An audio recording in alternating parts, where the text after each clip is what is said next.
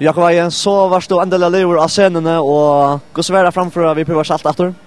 Jo, det var fint. Det var fint. Check allt efter atlan. Nej, det gör det inte. Det vill inte, ja, men vi så kommer jag då. Nu är konserten så li och så det check alltså. Det var så störst agrutne och energin hon var i hassätet. Titta kanske inte missnäcka och energis checken såna starna. Nu spyrstar så underlig en spårning. Alltså, ta det era som konsert så ska man röjna energi. Jag vill säga att det var inte riv mot energi, men alltså, ja.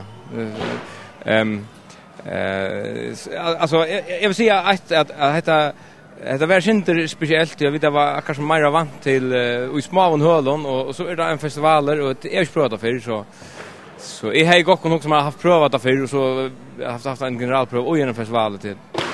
Men nu är man spröt det alltså. Ja, som du säger själv, nu har du prövat det. Var det Askan Jatter? Nej, nu det har väl inte om alltså men så det var sådla pröva så man prövat här inne för lugn och kost så var man så tjocka. Hur ser annars framtiden ut på piparsalt eller piparsalt nu ändliga färna söna? Nej, alltså piparsalt är tjuror och är det vi finner på Jerk Sherman och vi har inte några planer och men helt inte planer så Jakob. Hej.